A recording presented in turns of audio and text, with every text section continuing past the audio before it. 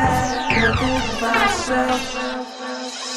I'm in love with you, I just can't think myself. I'm in love.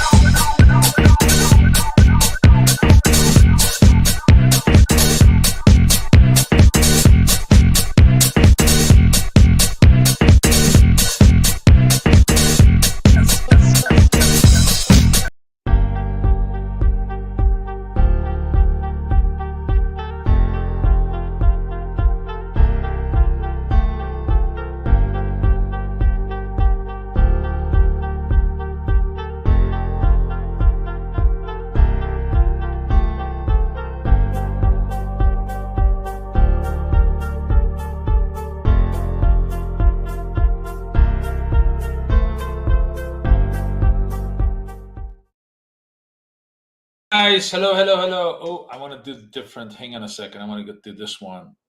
Okay, put myself up there. Hey guys, how are you? Look at this, man. We are dumping. It's a hawkish cut by the Fed. Markets are falling out of bed. Kind of I expected. We're below the 6,100. Really wide on the spread. I just picked up a little bit bid at, right above the 100. Gave it up. This is not a bad place to just do a probative counter trend trade.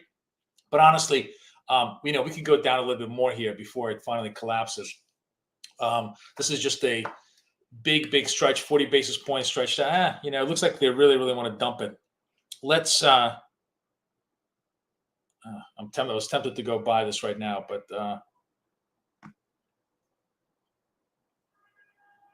It's clear the market is just having a big panic attack. This isn't the end of it. I think the move here will probably be more severe to the downside because we've had so much. I don't know if I was tempted to want to buy the bottoms here, but now I don't want to chase this retrace. We are so overstretched that it was pretty obvious that we were going to be able to get a little bit of a bounce here, but I'm going to stay patient here. I'm not gonna chase the reversal trades, and maybe at around the session low, I'll come in here. I'll put a bid in here. If they take out the session low, that's fine. We'll try to inventory manage this trade and see if we can get a little bit of a bounce. But I think there's going to be a pretty significant sell-offs here. This isn't the low. It's just that we're super stretched out now at 50 basis points wide. So I'm a little bit more comfortable trying to buy this dip here. And putting the twos underneath there, just kind of layering myself in on very small sizes, because the key thing about trading FOMC is you got to trade super small to give yourself plenty of arsenal to resolve these trades. Okay. In at one. Yeah, and it's just diving. I'm gonna buy. I wanted to buy it better. Okay, now we're gonna go to the big contract. Okay, this is very fast markets, so that's why I really gotta organize myself a little bit better here. On 4 and on 4. Let's see if I can survive this little sweep to the downside. Okay, great. That resolved everything positively for me. You guys, that was on the large contract, so I made all the money back. Here's the large contract. Let's get back into this trade. I like this trade to the downside. I'm going to buy market as my initial trade, and that got done. So that got done super fast. I'm buying dips here, not because I'm a lover of S&P, but because it's grossly oversold at this level. So I'm happy to take a little bit of a probative trade, but you have to be super fast here in managing your inventory. So 2s, 4s, and I got to transfer over to the big one. 4 is at 86.75. Let's see if the 2s gets resolved. Sorry, I'm on the little one. I gotta transfer over here. Okay, So I'm on the little one. I'm just trading furiously here, guys, because the market's so fast. So now I'm in the 4s. Oh, I'm not in the 4s. This is great. This is awesome. This is awesome. This is the trade that I wanted to show you. This is the trade where you guys saw this super fast in real time. So I had 2s and then 4s underneath there. So what happened was the 2s did not get stopped out. But remember, I'm always the 4s or the next level up is always one tick above the stop. So this swept down to my 4s, took me into the 4s, raised the 4s up, raised the 2s up. So I'm now long 6s, which is triple my normal size on a positive side in the direction of the market bouncing back up. So I just made like 6 times my money instead of twice my money on this trade. As I told you, I get lucky like this at least once a day doing that. And this was a perfect example of this. I'll show you. There's a lot of stuff on the chart here to deconstruct. But let's just understand what I did here. Let's get really, really big. So if you look at this, right, you see that I have a buy 2 at 88.25, right? And my stop is 86.25, right? And then I have a buy 4 at 86.75. It's actually 86.75. So two ticks above my stop. I got long the 4s and did not get stopped on the 2s. So now I'm basically long 6s at all positive prices because I bought them at the bottom and it's rising up. And basically, I took 6 contracts to profit instead of taking 4 contracts to profit, meaning I saved the stop on the 2 contracts. I didn't lose any money on the 2 contracts. I made money on 2 contracts, and I made money on the 4 contracts. So this happens when I'm lucky, sometimes on the big contracts, at least once or twice a day. And if that happens, that's a $500 trade on the large contracts right away. Because what happens is the money from the lower end size to the larger end size, all of it goes positive. So this is just fun for you guys to have seen this. Those of you guys who are joining us, welcome. We kind of I started trading it got crazy right away. This was a hawkish cut. Markets really dumping the fuck out of the indices. So it was setup time for Boris. Very much extended. So why was I buying all of this? Because this thing was super stretched out. And it was stretched out both because the moving averages were separated from each other and the actual price was stretched way the fuck away from the 8-period moving average. That's a very technical term. And obviously that provided not very easy, certainly not easy to be buying when everything else is falling, but very high probabilistic opportunities to scoop up the bottom here. And that's exactly what I did. I got super lucky in the sense that I scooped up the bottom without getting stopped out on one of my positions. So I got double TP'd on both positions. So hopefully that's pretty clear. And hopefully you guys got all that down. Thank you for coming in here. I know everybody's just crawling into the room. This is all recorded, so watch it. Watch it on replay because it's a lot of fun. You'll see me just scrambling like a motherfucker, trying to manage all these positions, but all's well that ends well. So this was nice. Also, remember, I'm trading tiny positions because the volatility is massive. You blink, you snooze, it's not even you snooze, you lose. You blink, you die in this type of environment. So you have to first of all be prepared to go 2-3 levels at every single position, manage it all that really fast, and obviously keep your size as small as possible. So that was fun. That was like hand-to-hand combat with S&P. Look at gold. I told you gold is diving. I said gold is going to be a disaster off this hawkish cut. Now, what do we got on gold? Gold is 73 basis points, really stretched out. Okay, we're actually, I'm really tempted. Gold has got a shelf over here. Is it worthwhile to take a punt in gold? All right, maybe we will. Maybe we will here. Let's do buy market on 1. All right, I'm in at 31. Not a great fill. I want it to be in at 30, but in at 31, so it's not horrendous. Let's see if we can. Now I'm going to get defensive at around 29 over here in my second position.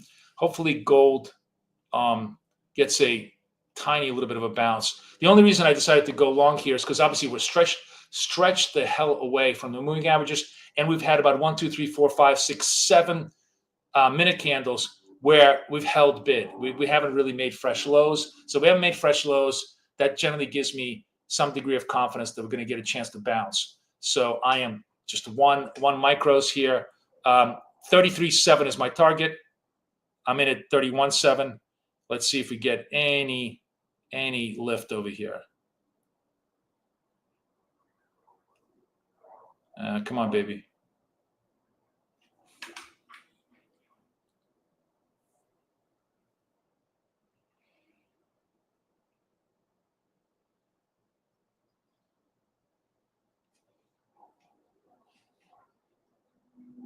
And it's a pretty obvious reaction that gold is the most vulnerable to a hawkish cut, because obviously gold is a negative yield story.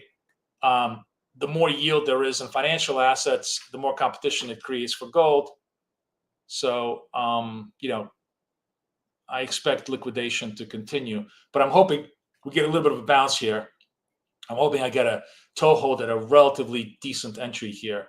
And we will, we certainly have the technicals on our side, as we're absolutely stretched out beyond belief on all of this stuff. Hi guys, good afternoon. Welcome to the afternoon trading with Boris. Another complete insanity session. We had a great session this morning, guys. I hope you guys really enjoyed it. That was a lot of fun on a pre-FOMC trade. This, I get a feeling, is going to be much more challenging. So I'm holding this this gold long basically counter trend trade. I don't have a signal. I'm totally free, freestyling. None of this stuff is like authorized trades. It's like all unauthorized trades, but I'm having a fun time. So what the fuck? And I'm trading small. So let's see if I can use my inventory management techniques and the fact that we're so grossly oversold as just a tiny signal of a bounce. All right, you know what? We're just going to take this right here. That's fine. I don't need to be a hero. We took the price. I'm going to watch gold. I'm still not sure that this is the bottom. 625 might be a better area for us to enter. I certainly don't have any legitimate signals to enter gold. Plus, Jerome is going to start talking in 12 minutes, and whenever he talks, there's always going to be follow-up trades. So we'll keep an eye on gold. We'll put that into our side pocket. Look at fucking S&P. We are down 87. Look at this, guys. 80s. We totally dumped. Holy shit. And what about NAS is going to take out 22s. NAS is going to go below 22s. I have a buy reversal here on NAS, but that is not a trade that I really want to even consider. At NAS right now, I'm not even going to get interested in trading the long side until we get to the 22s. I think we'd take out the 22s over here. This looks, it's, within screaming distance of it. Not a surprise that the market's dumped this. You know what a surprise to me is? I got to tell you, who the fuck did not think that this was going to happen? Like, how is this a surprise? Who the hell did not think that this was not going to be a hawkish cut? Data has been pretty good. Inflation is still stubborn. Did anybody think that Jerome was going to go, oh yeah, we're going to fucking keep rates down to zero, back to ZERP? And yet the market just completely dumped. I mean, if I had a macro point of view, I just never trade my opinion. But if you traded your macro point of view, this was an easy layup to the down, easy move to the downside. I'm just shocked the market is surprised by the fact that this is a hawkish cut. All right, well, we'll see. We'll see what they got to say. About 10 minutes coming in, and we'll see what he's going to do. Hey, Bob, how's everybody doing? Hey, guys, so where are we? Where's everybody coming to me from right now? Where's everybody at? Ooh, look at this. Everybody's in the room now. Who traded? Who was insane enough to trade gold with me and to buy the S&P and try to resolve that crazy ass shit? Anybody trade that with me? Yes, no? Give me a yes, guys. Come on, I know some of you degenerates traded this with me. Cheryl did. Cheryl's always did. The green hippo did. All right. Sweetgrass, nope. Sweetwater shorted spruce. Shorting spruce was the right trade to do if you were trading macro. You're absolutely right. So this is interesting. I'm watching the NAS over here. Obviously, first pass through, waiting for what Jerome has to say. But I do think this is going to crash through 2200s before the end of the day. I'd be shocked. Also, honestly, nothing shocks me anymore. I could totally see this doing a V-shaped move, which is another reason why I'm not in any way, shape, or form looking to short this thing right now. Because if you short this and you're on the wrong side of a short at FOMC, you will get reamed like there is no tomorrow. You will be crying like a little bitch because this thing will go 200 points against you. Nothing you can do. There's not enough capital in the world to survive a V-shaped move in the FOMC, which is why I'm sort of just going to try to scrape the bottoms on the moves, or see how it trades around the moving averages, but if it gets up there again. But I absolutely do not want to be short any of this move over here when you got so much spread between the moving averages.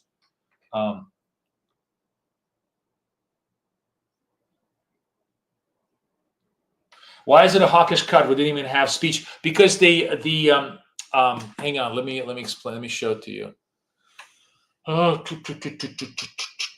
Median dot plot sees 50 basis points cut in 25 versus 75 prior. Okay, why the center in favor of no cut? You see that? It's the dot plot. Nobody gives a shit about what anybody says. It's the dot plot that really matters. It's where they express their opinion, and so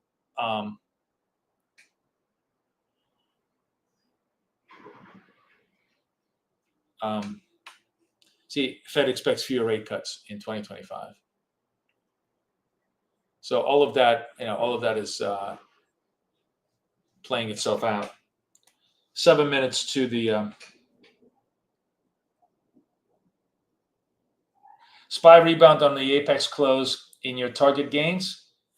Okay, Azam, like, would you give me some prices? Tell me what you did, my friend. Like, would you buy? And would you close? Share with us. Share with us what you did. All right, let's take a look at the prices. NAS is bouncing. S&P is bouncing off the 80s. Gold did a nice bounce. So we made that. I think we made the first. We bought the 31s. So here was the reason why I bought gold. Very, very big stretch. Prices all underneath the 8-period moving average. But the key tell to me, this was the key tell. You see this? You got 1, 2, 3, 4, 5, 6, 7, 8. 8 candles. Nobody's breaking fresh lows. This 31 holds. If that holds, I love to watch. I love to see that. If that holds even for 3 or 4 periods, that should give you, if you're short, it should definitely give you room for pause. But if you're thinking of getting long, that should give you confidence boost. It was all really cool. Oh, look at this. Azam came in. Nice job, my friend. Nice job. Good job. All right. We'll give you, here's what we do, my friend. You get my first, where are we?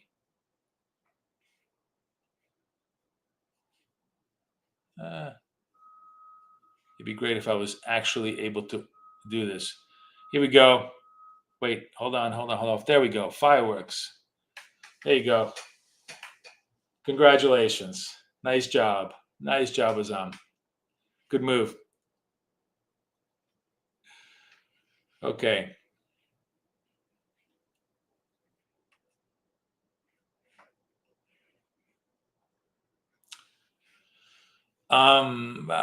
So we got about 5 minutes before the show starts with Jerome. I'm gonna let me see if I can we might have to switch back and forth between charts and video because I can't broadcast the video through the through my StreamYard. Let me see if I can find the link. I posted it on my own feed. Now I just got to go find it.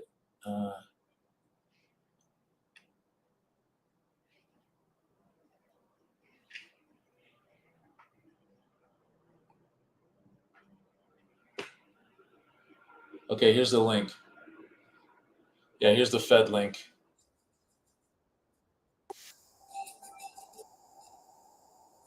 Did you guys hear it? Did you hear the music or no? I'm actually curious.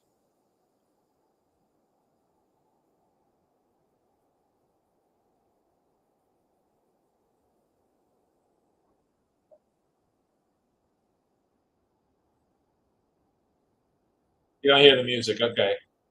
Let me see if I can go to the YouTube channel. The cool thing about the YouTube channel is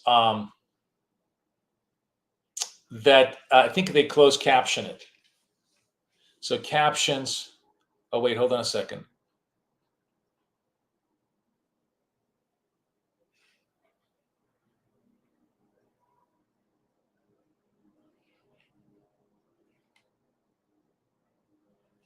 Huh.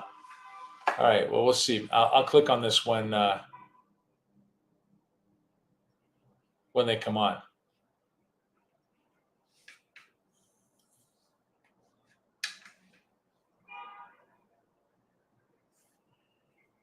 I'm hoping maybe I can get closed captions on this, and then we can just simply watch it and switch around on prices. All right, everything calmed down. Big sell-offs.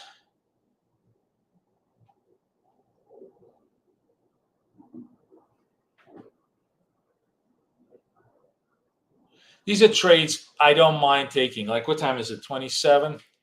Kind of tempted to just take a tiny little.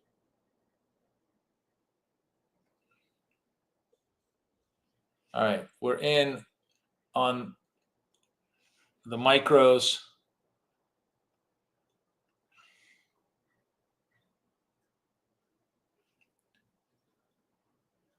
With a 2 lot now, just trying to see. Basically, the idea is I'm trying to. My bet is that this is a double bottom. So somewhere along the way, it's going to bounce. But let's see if I'm right or wrong. I got to be very fast on my orders here. Where am I? 80, 80 86.75. So that means now I got to go to the large one at 84.75.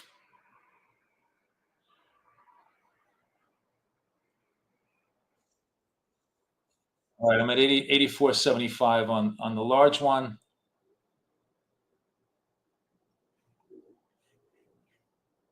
Basically, now I'm in on the twos. Let's see if I can survive the twos. And I got to go to the fours now at 81.25. Let's see if it holds. We're going to go to the large contract.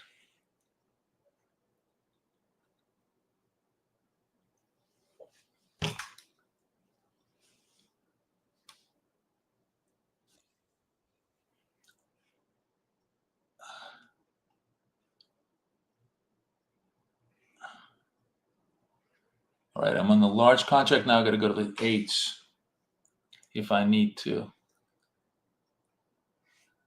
Okay.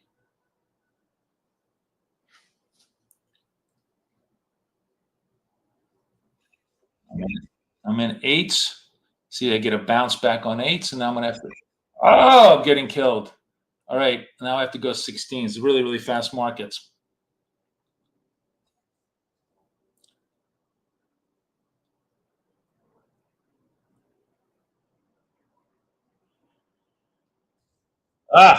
I'm done.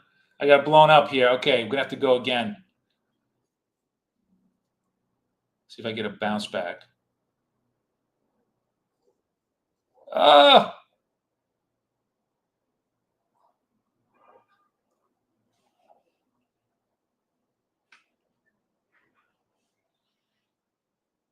okay, one more time. Am I out? No. I'm done. I can't. This is my last attempt. Let's see if this works. Either that or this account gets blown. Oh my goodness. All right. Now we're going to go to the next account. Oh,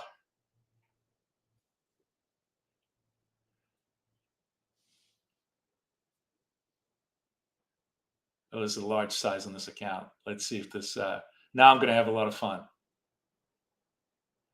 Let's see if this account gets done. There we go.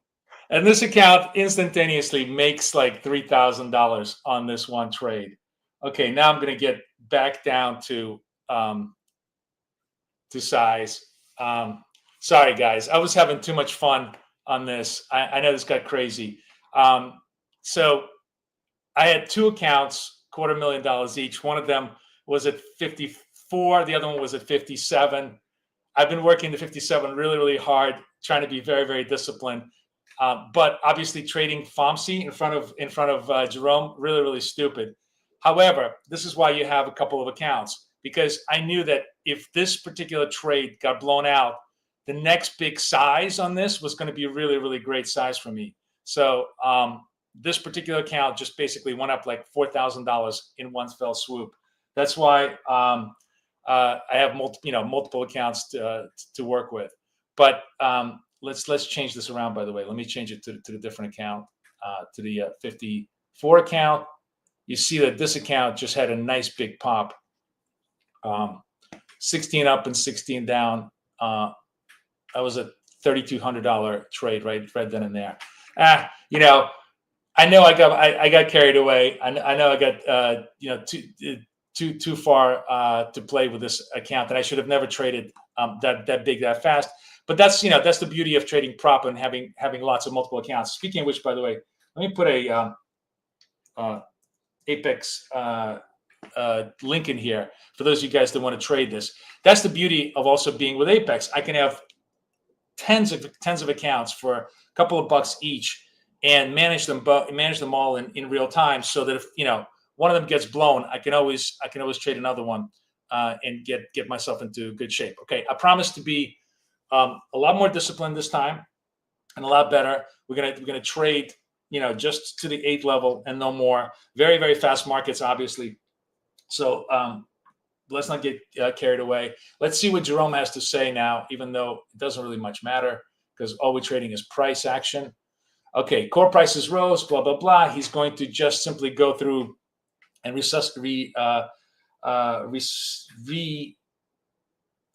summarize everything that we've done. In the meantime, the market did a 70 bottom and is bouncing into the 80s over here. So I think I'm starting to wonder. Did the Nasdaq go down to Nasdaq did not break the 2200s. That's really interesting. Nasdaq did not break the 2200s, and gold did not break its initial low. So this is really interesting. We are not breaking fresh lows for now. You're basically trading all of this as these are the lows for the day, and we have to watch this very carefully. This means that we very likely could race back up, all the way back up. The trades are now going to be to the opposite side. So for those of you who are like, all gung-ho and trying to short this thing, I'm just warning you, you got to watch this very, very carefully.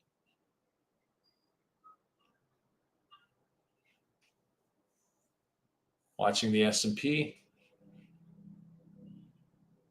and everything else.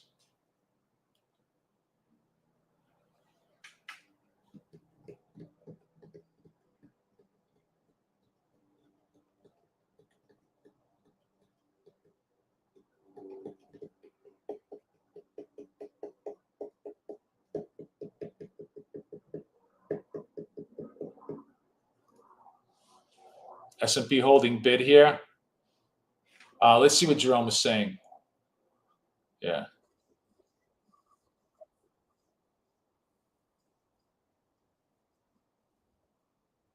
So higher inflation projected.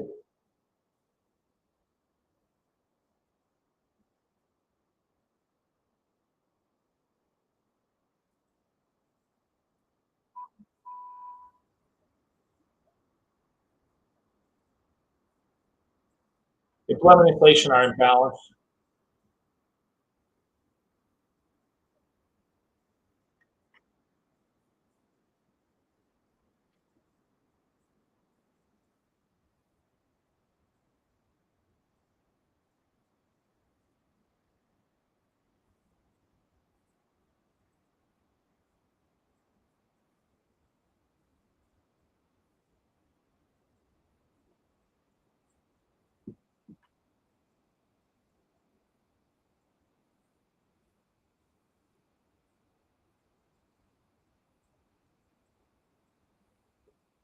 Yeah, so to be more cautious, this is a hawkish statement. Market now going back down.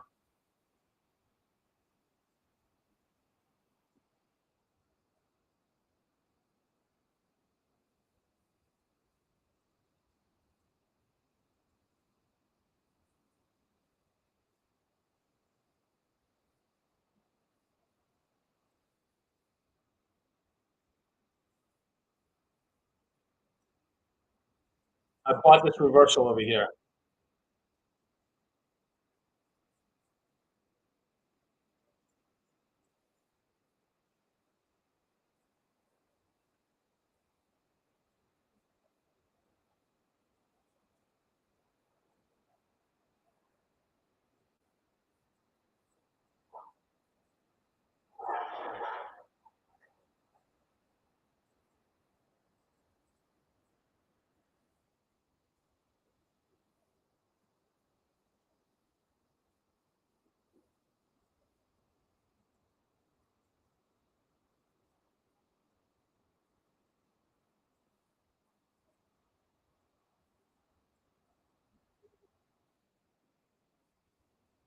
Okay. Um, he's saying, listen, if the jobs data gets worse, we'll go right back to easing. Um, uh, they see a high. Generally he sees a high. Basically, if things stand right now, looks like they're going to see a higher neutral rate. But generally, that is like, is this the worst of the news? This is what I'm saying, trying to tell you. If you look at the price action, is this the worst of the news? Right now, I bought that reversal.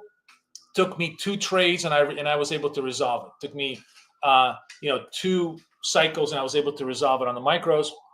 So far, as I said, the 71s hold after a very, very significant sell-off. Nasdaq starting to weaken again, coming down through the 2000.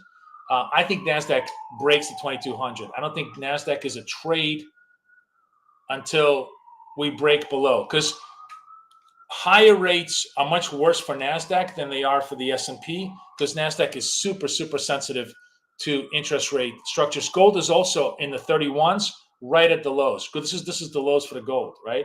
So everything is now making fresh lows, kind of configuring itself towards possibly a lower move. So we really have to give ourselves a little time to see where there's going to be the baseline, where the new baseline is going to be. I'm actually kind of impressed at the fact that Nasdaq has not broken the 2200, and I got a feeling there won't be a selling climax until it does. Or if this thing holds like this, if this is the worst there is, this is all he's got to say, then then maybe there's nothing else to do here. Gold so far is kind of holding bid over here right now, so.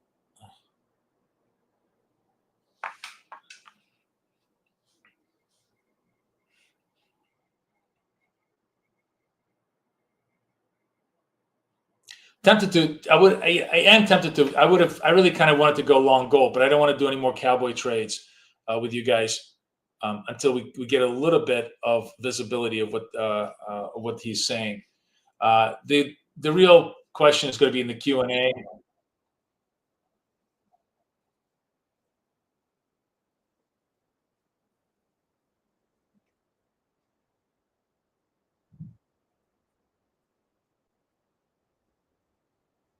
So no more cooling in the labor market.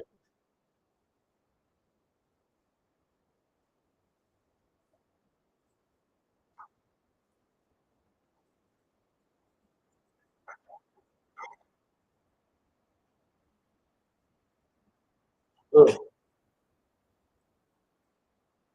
gold really bounced nicely.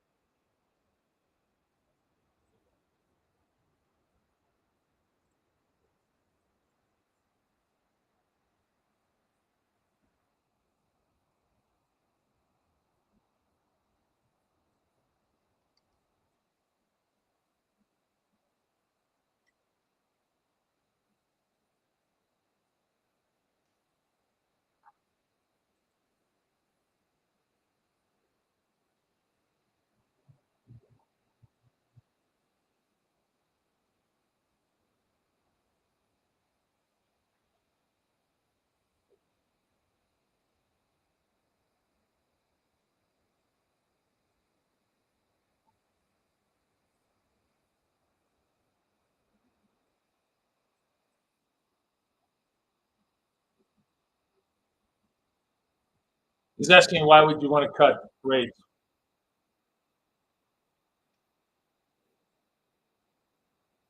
S&P goes testing fresh lows here.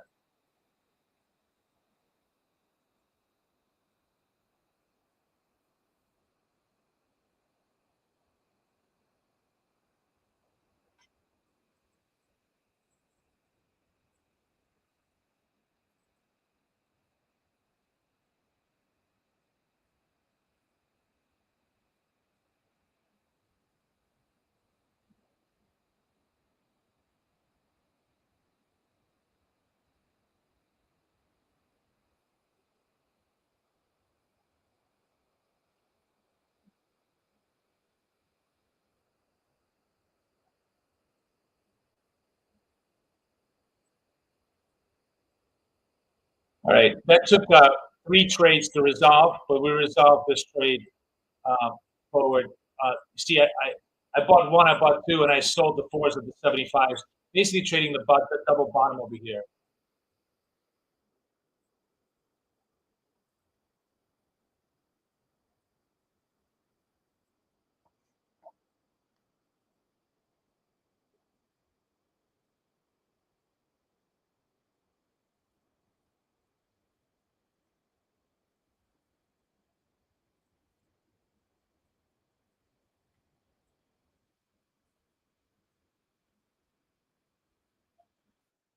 All right, he's doing the economy is in great shape right now. So this is interesting to watch. This is the 71, 76 support level. Um, the market has pretty much gotten all the information it's going to get out of the Fed. I think the critical question here is: are they going to break these lows or not? I'm really impressed with the fact that Nasdaq hasn't broken the lows over here, and gold has sort of held bid at the 31s too. Gold is actually looking a little viable here. I have a buy reversal trade here. Okay, maybe we'll give it a shot in gold here. Let's do that. See if I can pick up one gold. All right, long golds back to the 31s. Just basically trying to see if this gold trade is going to hold the 31s right now as he's talking.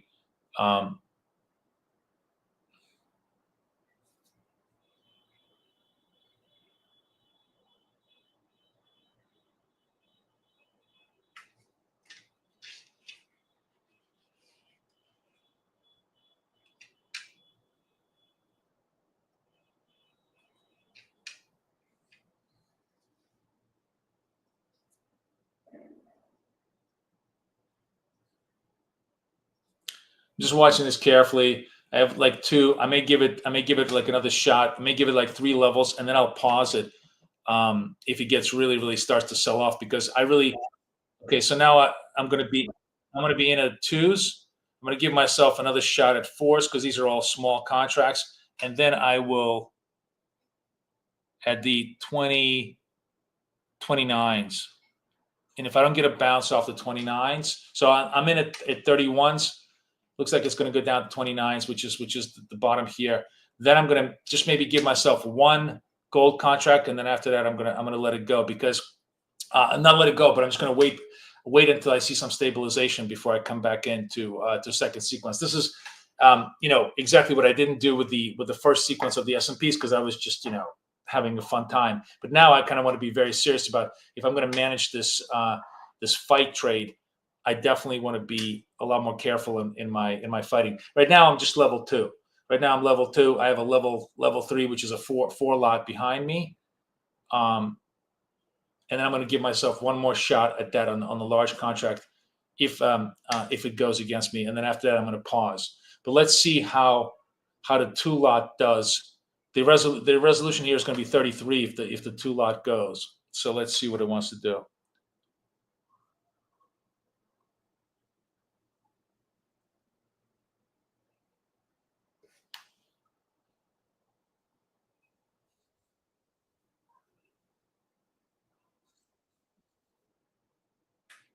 All right, wait, what's going on over here? I'm long 4s.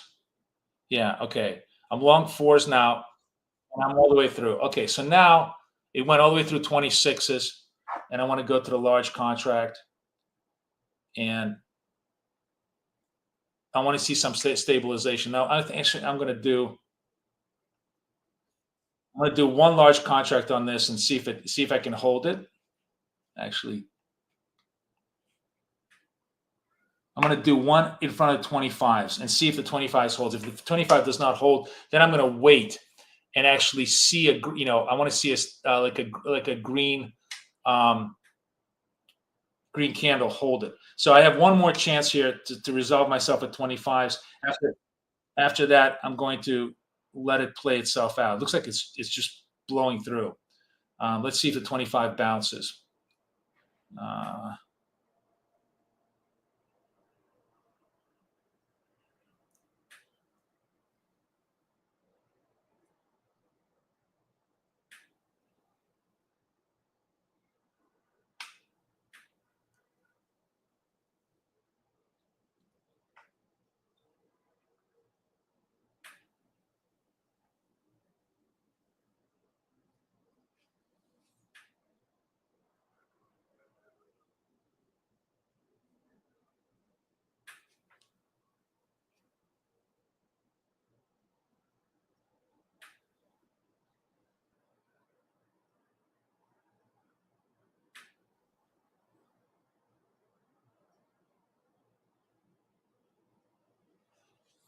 So this is the first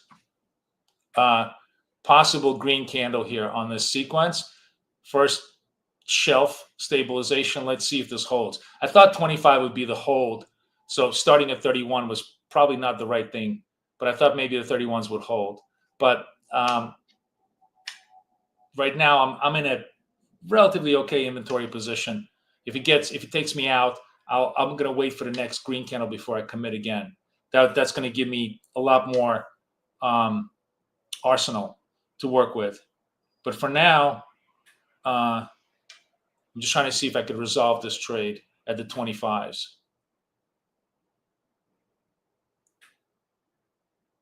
27.5 is my target.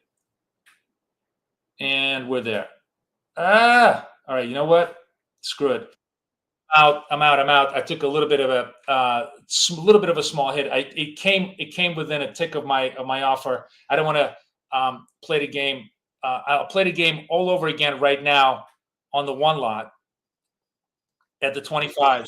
Happy to come back into this thing on the micro contracts and play this again, because now the trade is going to be a lot easier to resolve because we already have a semblance of where support lies.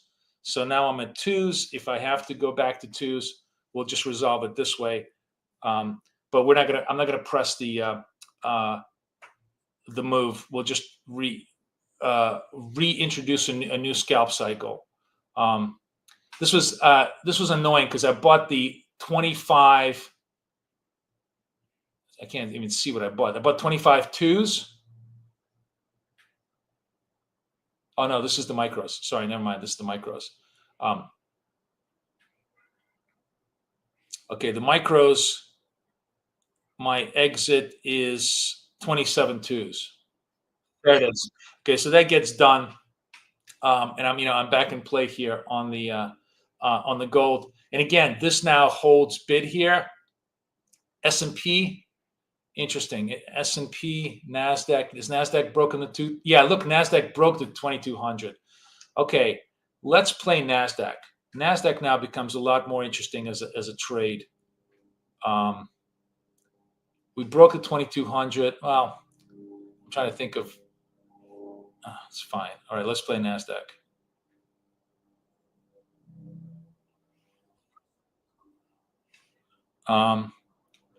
Here's my micro Nasdaq. A little bit early on Nasdaq, but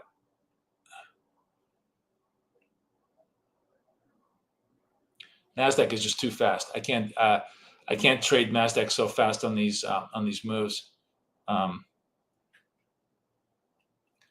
Let's trade the S&P.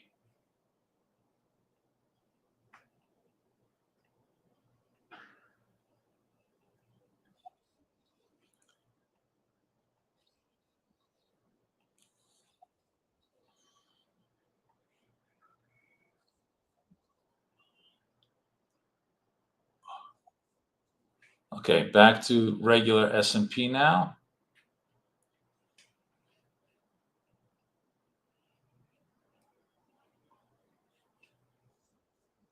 All right, I'm in at 59s on the S&P. Buy 57s. Okay, let me try this again. Okay, I'm in twos. Now I don't want to get too much. It's getting really getting killed. Okay, 55s. I want to be at 55s. Too much size on this thing right now, but let's see if I can work this out.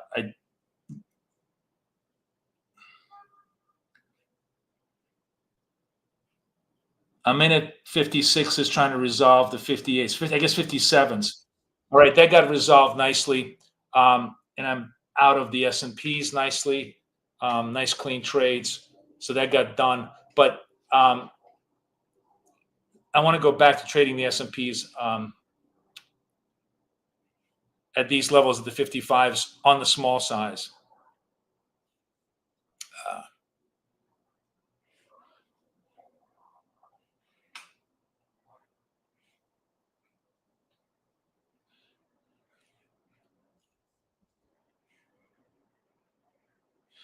I'm not talking because it's just I can't talk and trade at the same time. There's just too many fast moves. You guys have to watch and see how I'm laying down my orders and try to resolve them all on the micros, and then I'm going to move over to the big ones again. If I do this, this is a much better secondary position. Okay, now I'm going to go into the fours over here.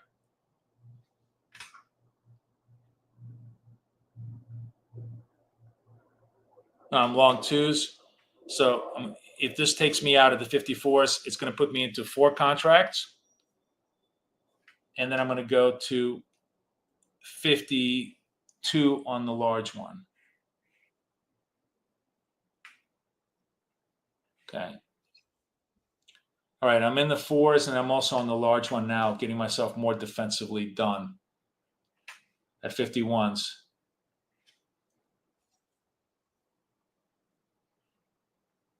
Okay. Let's see if the one resolves me. There we go. That one resolves me. It's too fast for me to switch between the large and the small one, but I busted bought the 52s, sold the 54s, going right back to the small one. So what I'm basically doing is I'm just scalping the positions here constantly and just making money on every scalps cycle, hopefully. But I have to do this super fast in order to be able to manage my positions here. because now it's it's going to test the 49s, and then on the large one it's going to. Okay, so I am.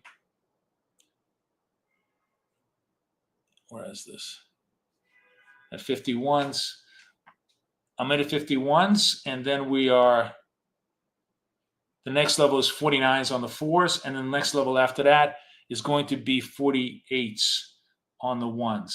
The one large one. So going back to the small contract, I'm long here. The target is 51.75, and if it doesn't get done, now I'm long 4s, and the target now.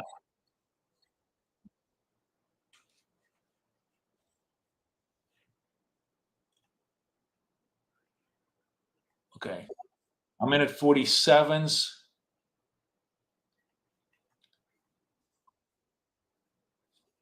Oh, wow, it's really running.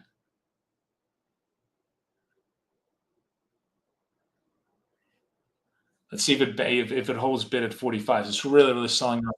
It's selling off so fast and so hard that I'm on a one-way market here. Um,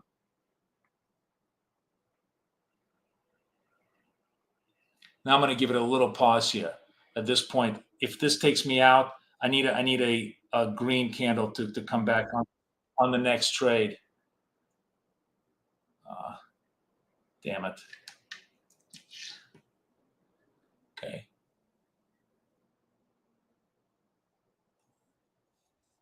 All right, I'm in this. It either works or it doesn't work. I'm in at 45s. Let's see if it's going to do me right or it's going to do me dirty. Okay, that's it. It does me dirty. So that means I'm back to my original position, which means I have to really watch my size and watch this.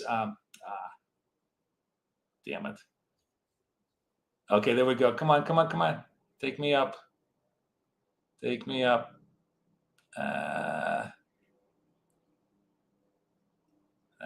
No, it's not letting me get up. No. I'm getting killed.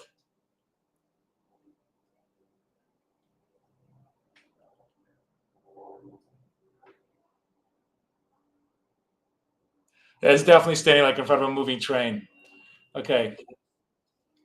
All right, in at 44s one more time.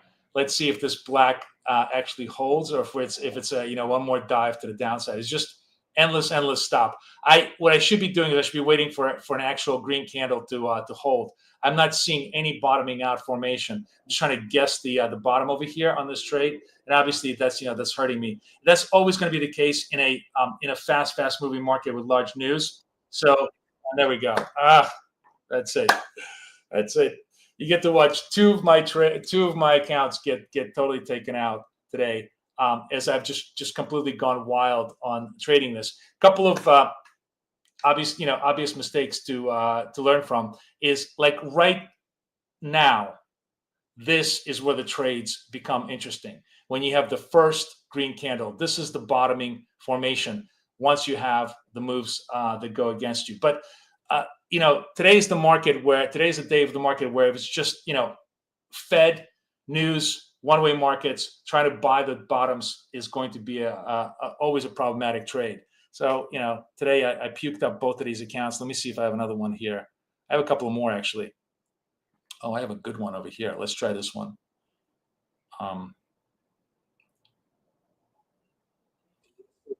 All right, I'm in on the. Let me switch my accounts here. I think it's this. Yeah. Okay.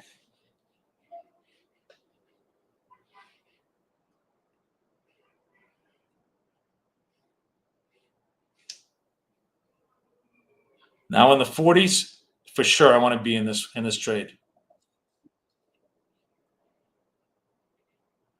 This is see how that resolved very nicely quickly. I want to be again in this trade because if this doesn't, because I think this is going to even if it doesn't run, it's gonna come back and stabilize. These are the first two, 1, 2, 3, 4 candles that really stabilized, where you have a chance to to trade to the upside. There we go. And then that made it back.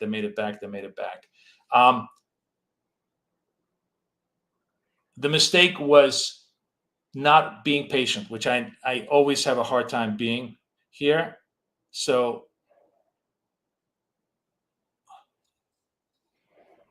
and having a reference point against which you want to trade, right? So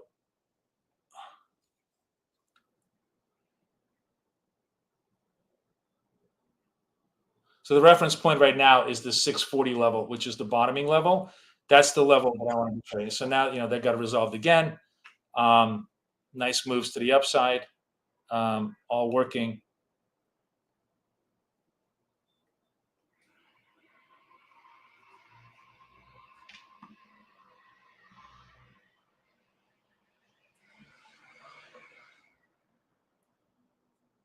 Now, what time is it? 3 o'clock. Here's what I want to do. I'm kind of really, really curious here. All right, we're going to do something interesting and fun. I'm going to watch the NASDAQ. And if I see the NASDAQ, NASDAQ could be still selling off a lot. If the NASDAQ stops, that could be the turn trade for us for the day. And we may just simply do one single NASDAQ trade for the day. Although what looks to me much more realistic is that the S&P is kind of bottoming out. And that's the trade that I want to buy for the day.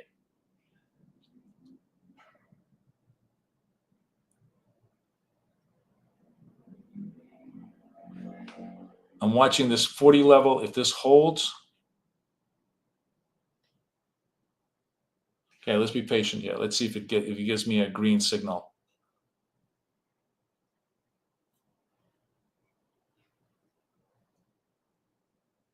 Okay.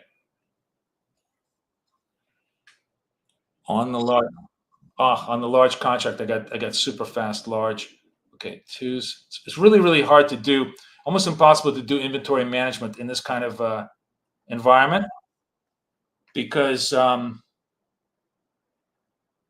market is just so fast. When they're this fast, it's a good lesson. When they're this fast, I can't do my inventory management. I'm breaking through 37s. Okay, let's be patient. Let's see how much now. It's probably going to be 35s that I want to. Let me see if I can buy the 35s. Okay, bought the 35s.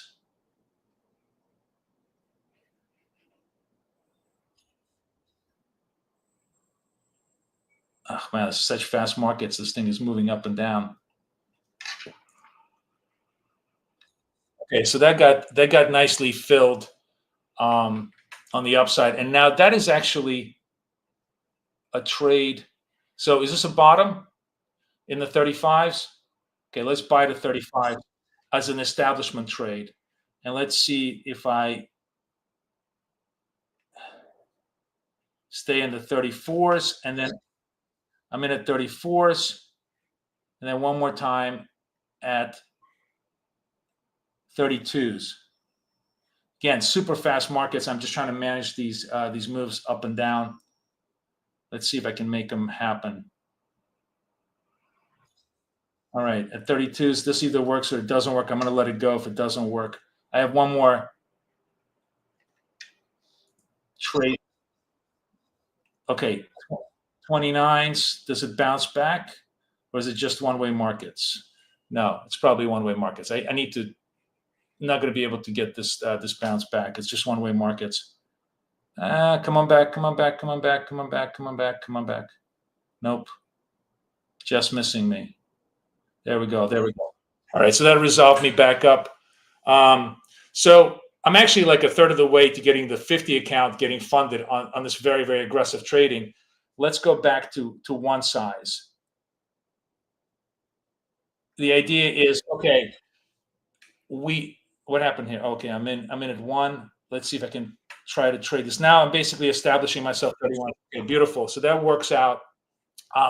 The idea is at every kind of a shelf, there's a bottoming out process. If I survive the bottoming out process, I go right back in, assuming it's the new bottoming out process. and eventually it's going to start turning, right? Eventually it's going to start turning. As long as I can just survive the bottoming out process and come back up, I can turn the account. The account is up almost $1,000 on this 50,000 account. I'm letting it play, letting it play itself out. Looks like actually the 29 was the bottoming process on this move here.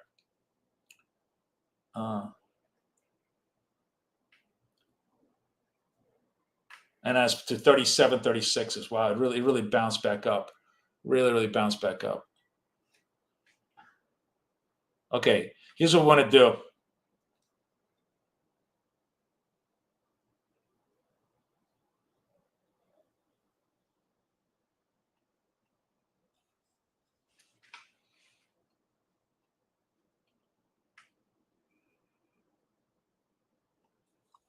Okay, that was the micro. I just did a little bit of micro contracts just to get myself up to 51,000 on this trade. What I really want to do, I just don't have the my setup is just not there because my stops and targets are so small. I want to be just long for a turn here. Like I think this 29 level in the S&P is a near-term bottom. It kind of died. This was the big sell-off, 129 basis point spread. Really done on the sell-off. If that's the case, then we have probably like 20, 30 points to the upside. So for those of you who guys want to do the big swing trades, not a bad idea at small size to let the swing trades come up.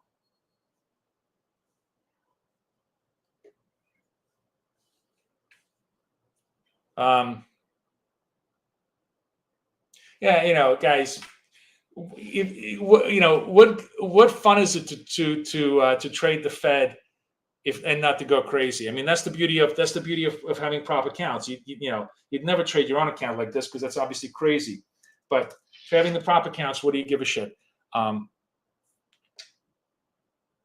was actually, it's a super good lesson that I should never really trade. I can't trade. This was a very good lesson to me. I can't trade my inventory management system in the way that I used to do it on a day-to-day basis in super fast markets, right?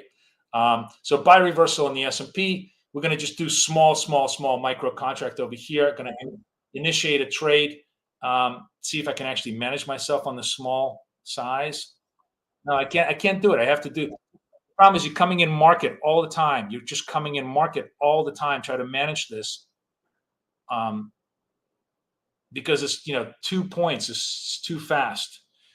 It's coming in at 35s. So I got to be a buyer at 35s on the large one. All right, I'm in on the large one. And does the large one resolve me? Let's see if I'm on the large one too. And then I'm going to be in at 30. Did I get resolved?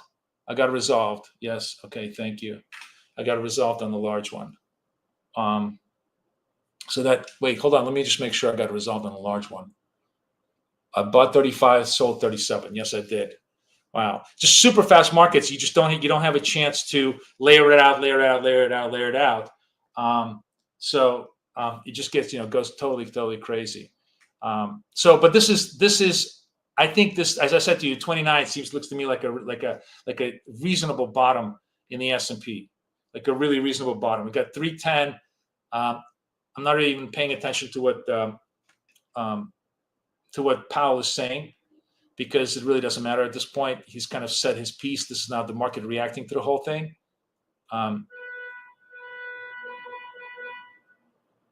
But this 29.30 looks like a reasonable bottom. We're going to go back in on the small ones here. But it's just really hard for me to manage this on a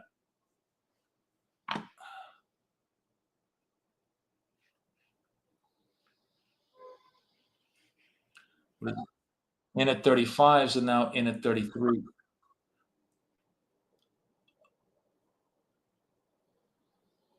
Okay. In at 33s, in at 31s.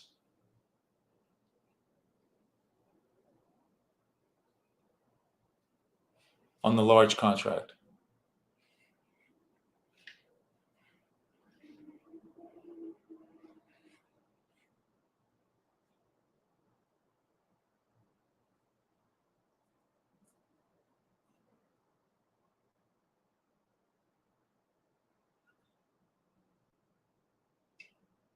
Still super fast markets. 35.50 is my resolve on the large contract.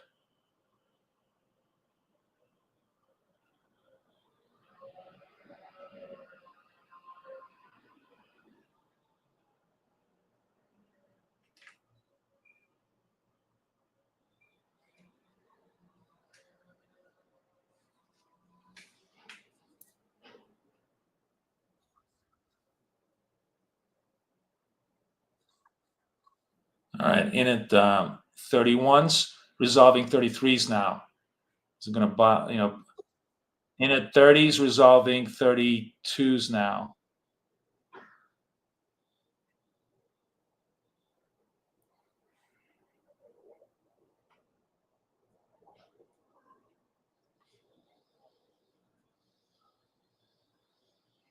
Super fast, man.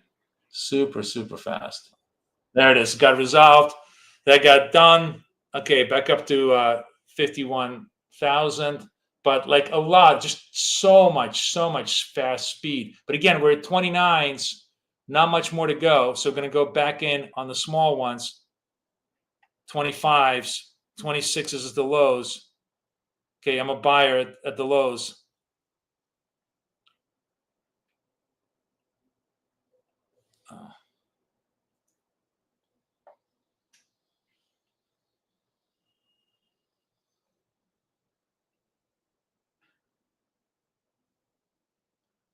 Can't even change my numbers so fast. In at 26s, trying to see if I can. 28's got resolved. That got done. Beautiful. All right, so 52,200 at this point. So kind of getting resolved. So you see, I'm just, it's coming down to the bottom. I'm like, give it to me, give it to me, give it to me. I'm assuming that it's going to be bouncing. But it's so fast. And you got to just, thank you, sir. May I have another? Thank you, sir. May I have another? Thank you, sir. May I have another? You have to just kind of come at the market. Back down to the 25s. I still think this is going to be a good one. I'm going to go to the 2s. I got a shitty fill here. I'm going to let this trade go. If this trade doesn't work, okay, I'm just going to get out of the trade. Just a small win on this thing. I wanted to buy it. If this thing comes down to 25s, I'm a buyer. If it doesn't, there's no point, because my whole point is I really want to buy at value. But market's so fast, you don't really get a chance to lay down all your orders and make it really, really viable. But it's a lot, it's a lot of fun to try. It's moving.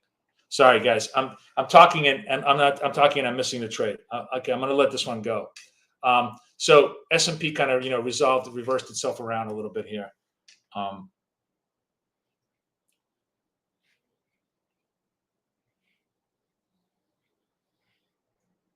going to take the executions off so you guys can actually see clean and clear. Bottoming trade. It's a bottoming trade over here.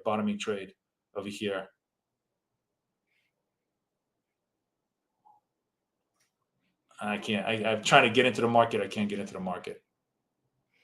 Okay, we're going to let it go. Super fast markets.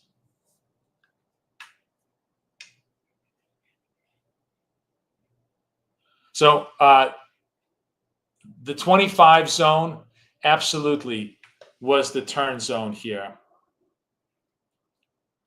And I'm actually, you know what I want to do? I'm actually curious. I'm going to do something interesting here. Let's do this. I'm going to turn the okay. I'm going to do just one micro contract on a. So we're just going to have a fun time. One micro contract, no ads, no inventory management. We're going to try to make a bet that's somewhere around this level. We're going to bottom out. Maybe, maybe 6,000. Certainly at 6,000, we're going to bottom out. But we're going to just trade this one contract and not, no stops, no targets in like my micro sense. But obviously, a 20-point stop. I'm going to put a 20-point stop on this thing if I have to, just to give myself, 20-point stop on this would be like, what is that?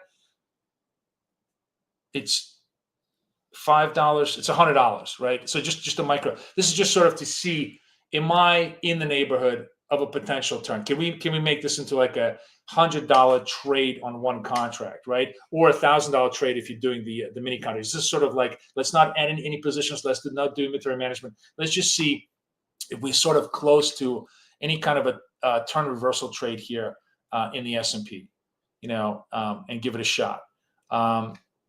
Do I feel 100% certain on this? No, nowhere near 100%.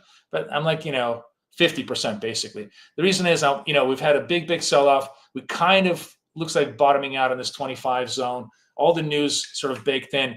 Now, are they going to run and try to run the 6,000? Very tempting. So there's always a danger they're going to run the 6,000. And if they do, we'll blow out of it, take a $100 loss. It'll still be a very, very good day for me on this 50. This is a $50,000 account that's now 51,000, just scalping away. But if I do take, if it does turn around, it'll be a nice kind of end of the day trade for me in terms of trading. So this is no leverage, no sizing, just micro contract. Just let it float. Those of you guys who like to trade swing trades, that's what we're playing with. That's what I'm doing. So we'll give it a shot.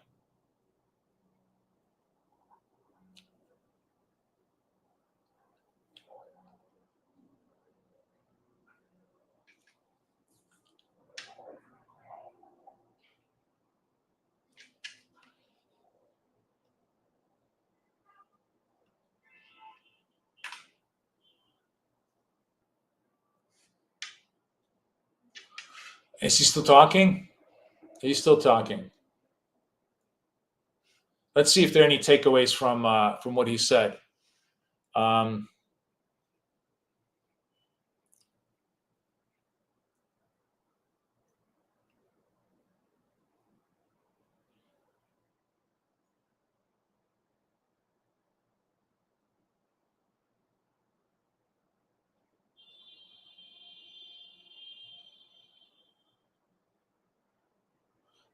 He said something about jobs that I guess spooked the market up a little bit.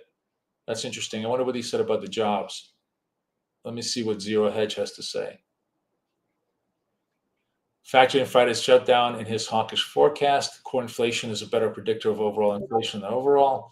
People feeling effect on high prices, not high inflation.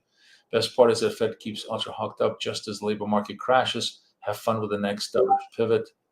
But the Momo meltdown dip. Bitcoin reserve. How do you feel about New York Fed open dust? We're now in a new phase in the process. Okay, nothing.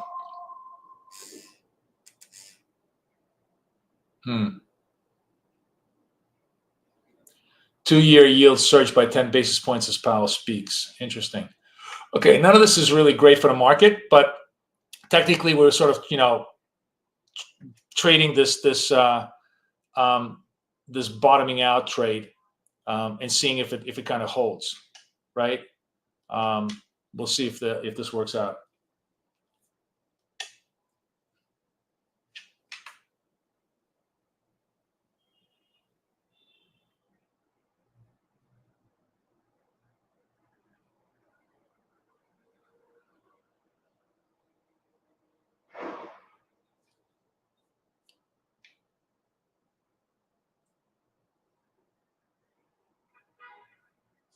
These are some of the fastest markets I've seen in a long time, and so that was a good lesson that in super fast markets, the kind of trading that I do should just absolutely not be done because you simply can't adjust to the speed of the price in the time that it's given. Okay, so we're trading this small reversal trade. Let's see how well it does. I'm holding one contract. Seeing if the 6,000 holds, if we start to rally a little bit here. And if we do, looks like we're starting to make the turn. Maybe we go to the 50s. Let's see how well we do.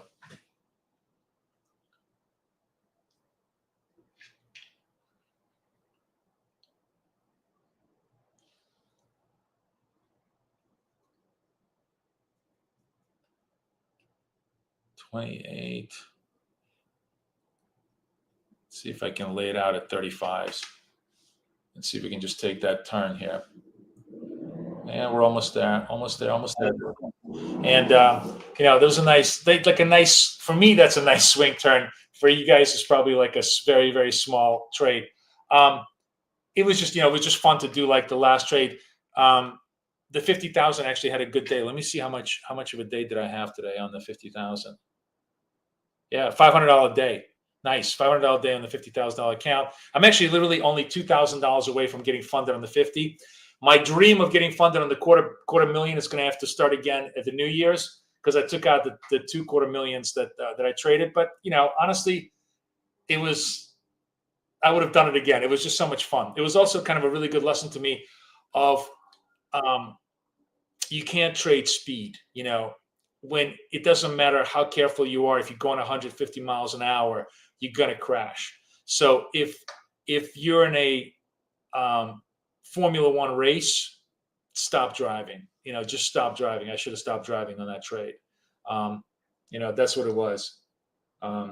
Yeah, I blew 2 of them, but they were evals. They were evals, so they weren't funded. It was my. I was really, really trying. It's the $250,000 eval is the worst possible eval of all. Or the hardest. I mean, it's not the worst, but it's the hardest. It has a $6,000 drawdown and a $15,000 target. So it's a 3-to-1 risk reward ratio. You really, really have to be super disciplined to do this. I ran one to 7,000, the other one to 7,500, like halfway target. And then, of course, today I blew it up. The $50,000, which has a 30,000, 3,000 target, 2,500 drop, super easy to pass. I've passed, tens of these. I'm probably going to pass this one right now because it's an even ratio. You need to win almost as much as you need to lose. Your risk reward ratios are very, very balanced. So long as you're, disciplined and in control, you're good to go.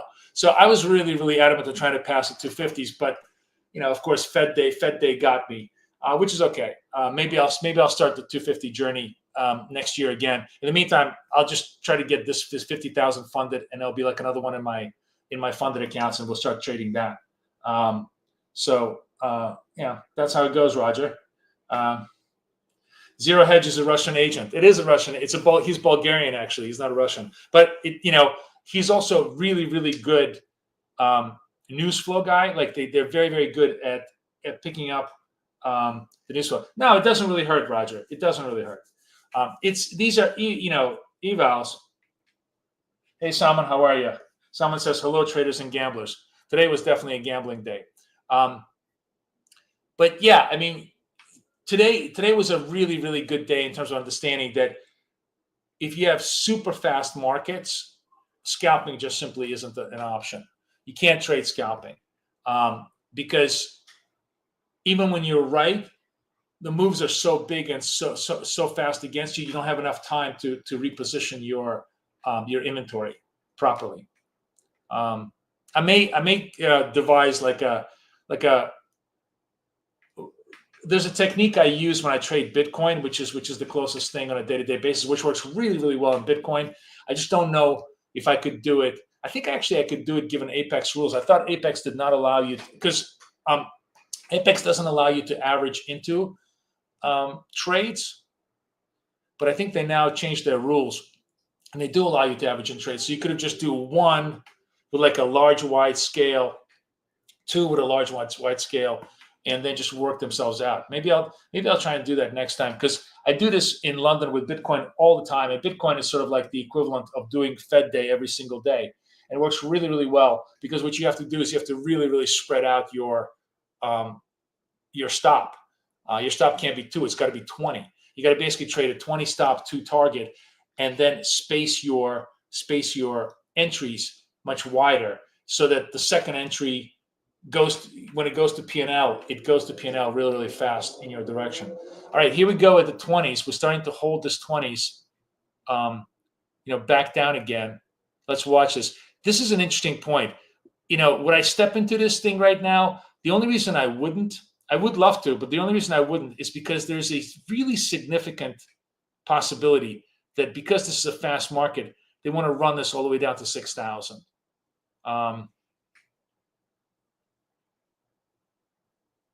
Although this is a good time to try. Do we have time a little bit? Maybe we do have time. Let me see if I can try this. We're going down.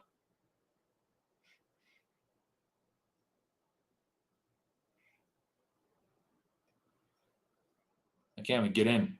Okay, I was trying to get in on the bottom here on the micros. All right, I'm in.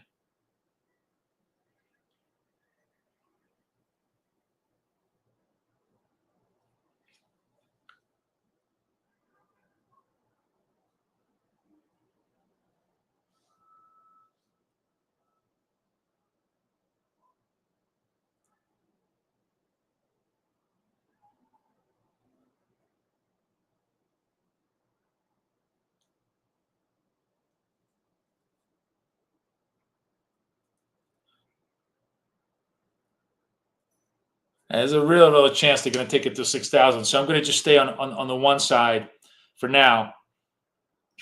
Not really add to the position until we get to the 6,000, and then see if we get a bounce off of that. We'll see how that plays out. That was the reason I was hesitant, because when you get that close to the round number, the temptation to run the round number is really, really strong. So we'll give it a shot. If this bounces back, great. If it doesn't, we'll space it out. But you see how now, like if I had $2 stops, that's $2 or $3 $2 stops to just get blown in one single candle. That's the I guess that's the takeaway from super fast markets. Super fast markets simply you can't ladder your way out of it, because the moves are just so massively fast that you can't even lay down the trades fast enough to work your way around it. So okay, it's actually a good point that even though I use a kind of a market making system, it's much better for choppy markets, because in choppy markets you can always ladder your way out of a position. Yeah, they're just blowing through stop losses, Joshua says. That's right, they are. Which is why you notice I'm not really adding. They went through the 10s right now, and I want to see if they're going to go. If they go to the 6,000s, I'll get a little bit larger at the 6,000s and see if we can resolve it there. But not until then. I'm just going to be very, very patient. See, there's two things are going to happen. Either they're going to take out the 6,000s, or this is kind of going to be the bottom, and they're going to try to rally it back up. And if they do, great. Let them rally it back up.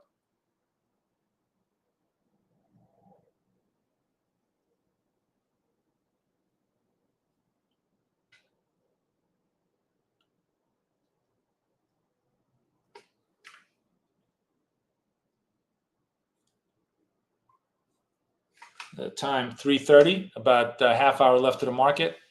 How much are we down? 2%. Oh, big moves. Boy, did we take out the 22,000? Was I right on the 22,000? We're 300 points below. The NASDAQ is just really, really low. Let's just actually look where's NASDAQ? Oh my God, NASDAQ is just, oh man, this is tempting. I got to buy the NAS. Again, I'm just going to buy it on a one lot here. And I can't do it. I can't do it. I have the stops. I got to take off the stops. I got to do this off. Save. Ah, damn it. Look at the NAS is popping. Fuck. Ah, damn it. All right. Shit.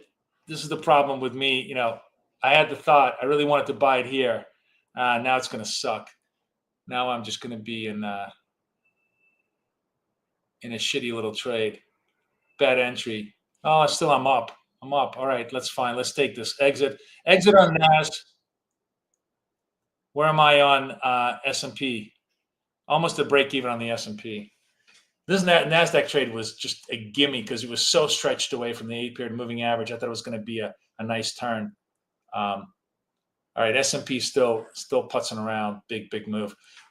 Is this a bottoming formation? Perhaps we're going to give it some time. May take 2 or 3 candles. You see the way you can really see the price action kind of develop. This is a good way for you guys to, those of you who are new, to try to understand how prices come in waves and patterns. So you have like this massive sell wave, then you have pushing them to the lows. Then they can't push them to the lows anymore. They try to push them to the lows again. Even if they make fresh lows, it's not really stretched away. The price is really stretched away from moving average. It kind of takes 2 or 3 more moves. And then when they're exhausted on the sell side and they got nothing more to do on the sell side, the buyers are going to come in, because the buyers come from two perspectives.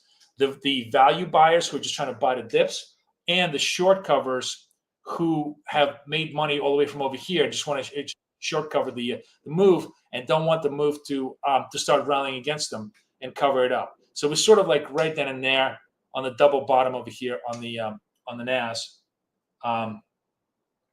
We'll see. Somebody's saying to me, look at gold. Gold is almost at 26,000, right? Are we almost at on the bottom on the gold? Gold is also really tempting to buy over here. Really tempting. But 2,600 is going to be the real area where there's going to be support. So I'm not rushing the S&P. I'm not rushing on the S&P. I'm not rushing on gold just yet. Although gold is tempting to buy it. Wow. They both are just so grossly oversold right now. But let's stay on the one product that we have here and see what we want to do. There's so many trades, you can't have them all, right? NAS trade is bottoming out a little bit here, right, at the 700. Maybe it takes out the 700, which it kind of does. It almost inevitably always tries to do that. When that pops back up.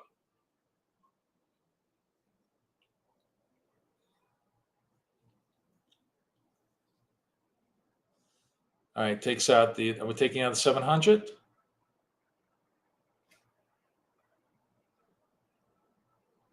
Can't even tell where the prices are.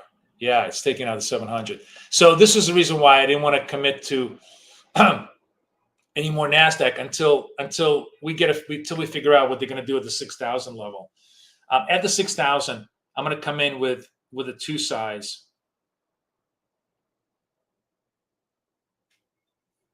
If they break the 6,000 here on NAS, on the